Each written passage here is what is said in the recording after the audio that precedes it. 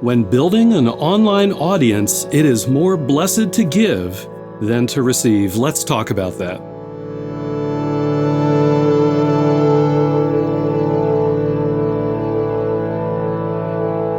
Hey everybody, I'm in the middle of a series in which I am sharing with all of you things I have learned about building an online audience for my music. I've covered some of the harsh realities of the lay of the landscape. I've also covered the importance of continuing to create music on a regular basis. And in the last episode, I covered how to identify a perfect target audience for your music.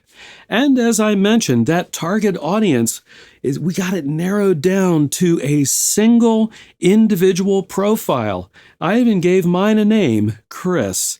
So now that I've got Chris, my ideal potential audience for my music, what do I do with Chris? Do I go out and say, "Hey, buy my music"? That's not going to work too well, is it? Chris, or whoever it might is, says, "Why should I pay attention to you?" Well, I've got an alternate strategy that I think works a lot better. And that is to create valuable content that is related to your music, but is not your music, and get that out to your target audience. So you're thinking to yourself, "Bill, you mean I got to create additional content besides the music?" And the answer is, yeah, you do. The idea here is to create a body of work. It's related content that surrounds your music that you can give to your potential audience that will attract them, that they find valuable. Let me give you an example. Let's say that your music is of a metal genre, right? So some form of a metal genre. Let's say also that you know a lot about the history of metal music. Well, some of that additional content that would be natural for you to create, probably easy for you to create, would be information about the history of the genre, the major players, how playing techniques have evolved over the years, where the genre's going in the future. Is it in good shape or bad shape? How popular is it? You can kind of think, right, of all the potential topics that you might be able to create. Well, now think about you as an artist. What do you know about that you could share in addition to your music? That's the type of content that I'm talking about. All right, so we've got some topics, but what is the content? Well, it could be any number of things. If you're into video or interested in video, it could certainly be videos. And that's a good choice because video is very popular on the internet on multiple platforms. But it could also be written content, right? Like a blog or articles, those types of things. It could also be photographs. Think Instagram, right? You can tell a story, you can provide value with photographs. It can be any sorts of things like that. It could be, I don't know, maybe you post a song somewhere and then you post content kind of breaking down how you created the song, how you mixed it down, how you mastered it, how you released it. Maybe it's information like that. All of those things could provide that additional value that we're looking to give to our potential target audience. All right, we have the what. Now we need to figure out the where. Where do we do this thing? Now, if you saw the last video, I talked about finding out where your potential target audience hangs out. Now, I would say if they're hanging out on small user forums, they're probably not the right format to be providing all of this additional content.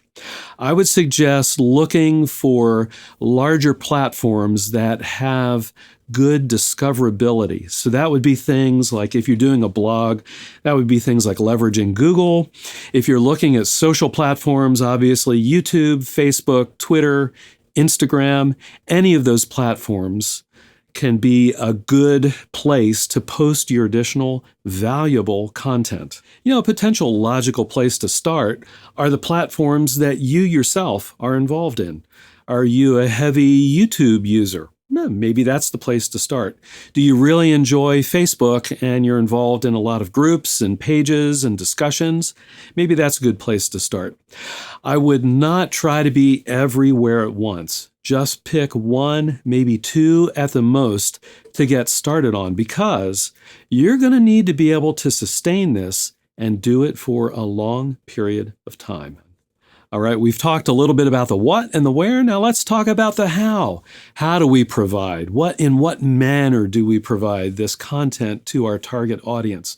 Well, first I would say make sure that this additional content that you're wrapping around your music is something that's enjoyable for you to produce. You want your enthusiasm, your joy, your happiness, your excitement, pick your word. You want it to come out in your content. And let me give you my example. I love making YouTube videos. I really do. It's a lot of fun. So hopefully the enjoyment of the process of making the videos comes across in my videos. So whatever you're making, make sure that you enjoy the making of it. You're going to have to do it for a while. All right, the next thing is to be yourself. And this really is important. Be who you really are. Be authentic. Again, my example, the person that you're seeing here on the camera right now, this is more or less what I'm really like in real life. I actually wear dark, short sleeve t-shirts almost every day of the week. I love them. It's great. I kind of talk like this. I mean, I'm in presentation mode now, right? So I'm kind of presenting, but even in normal conversation, this is kind of more or less how I act. This is who I am. So whatever kind of content you're producing, make sure that it's who you really are. Again, be honest and authentic. All right, I can anticipate what you're thinking right now, and it is, oh my gosh, Bill, you mean I've got to create all this additional content around my music? When do I get to stop? The answer is simply, you don't get to stop. It's really important to have a body of content that surrounds and supports your music. What you're doing is actually creating a community of people who are interested in your art and interested in the content that you have to share with them. All right, so I can anticipate your next question, and that is, Bill, I'm giving and giving and giving. When do I get to get? Well, the answer is you will receive. But the path to receiving is not through extracting value out of a group of people. It's a much more natural process. As your community grows, as your audience grows, here's what you're going to receive. First, you're going to get pleasure and satisfaction out of creating not only the music, but the additional content. Remember, I said make sure you're making content that you enjoy making. Super important. As you make that body of work and you see people enjoying it, it's going to give you pleasure and satisfaction. I really love making these videos. I get a lot of joy and pleasure out of making them. And I get even more pleasure out of seeing other people enjoy them. One of the other things that you'll get out of this is seeing that community grow and being able to build connections with the people in your community. I've been doing this again for about 5.5 years, and at this point, there are a bunch of people that I recognize. I feel like I have a relationship with them here on the YouTube channel. They comment frequently. We have little mini conversations. I kind of have a feeling for what they're up to and what they're into. It's really cool. And as you build those relationships, guess what? It builds trust on the side of your audience. In other words, they begin to trust you and truly value what you're doing. It's really cool to see that interaction. And what's just as cool for me is to see people within the community begin to interact with each other. So sometimes when I post videos, I'll see little side conversations start in the comments. And it's not the argument type. I'm not talking about that stuff. I'm talking about good stuff where they're talking about the topic and they're sharing their insight about whatever it might be. Or even better, if I post some music, just a music video of me performing, and I see people commenting and talking about the song with each other, oh man, that's awesome. And then finally, in terms of receiving, yes, as your community grows, you will begin to receive in terms of people beginning to actually listen to your music.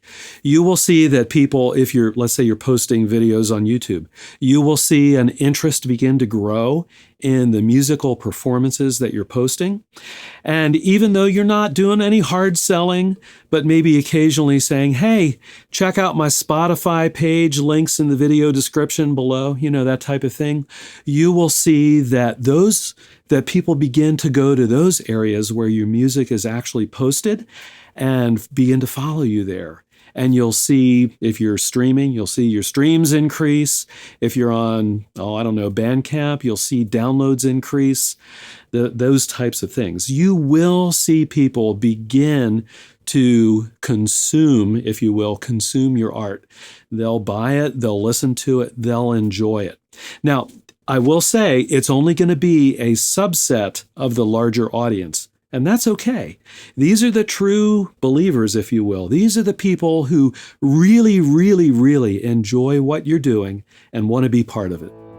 All right, giving, it's a good thing. If you haven't checked out the rest of this series, here's a link here. Also, subscribe, hit the bell notification. That way you'll know when the next episode posts. And I'll see you all on that video.